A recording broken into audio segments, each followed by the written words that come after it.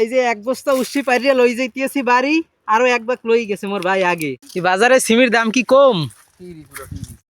এই দেখ আমি কতরি পারছি উস্সি, এই যে এক বস্তা ফুল ভরে নাই।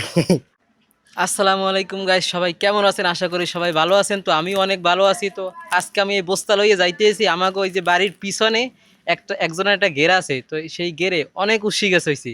তো উস্সিগুলান কেউ নিতে আসে না, সবাই ফিরি ফিরি দিয়ে দিতেছে। হেল লগে আমি আজকে এই বস্তা লইয়ে যাইতেছি, এক বস্তা ভরিয়ে আনবো, দেখি কত সিমি আনতে পারি। চলেন।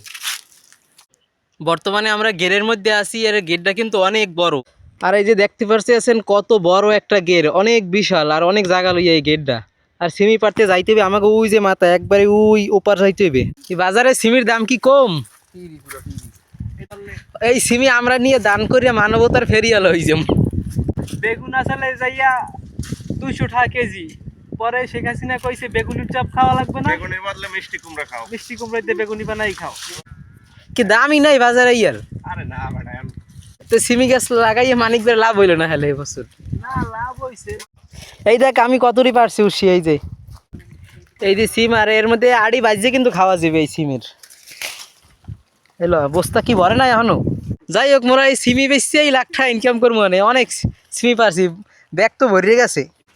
আর এই বাগানে টমেটো আছে অনেক, কিন্তু টমেটোর অনুমতি নাই, হেললে গিয়া ধরা যাবে না। লাল হয়ে গেছে টমেটো। হ্যাঁ এই যে একবারে পাকা পাকা। এই রোজার মাসে বেটা আম তো বেটা খাওয়া যায় না, আমি তো খাইলেই তো মানে। রোজার মাস না হইলে একটা কিছু একটা করা যাইতো, রোজার মাস।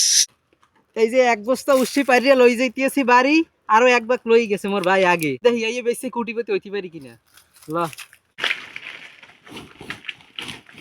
এক বস্তা ফুল ভরে নাই। হ্যাঁ অনেক উস্সি, আর কোনো দাম নাই। হ্যাঁ মানুষে বস্তা ভরে ভরে লই যায় উস্সি। হ্যাঁ ইয়ে বেচলে বেশি কুটিপতি হওয়া যাবে।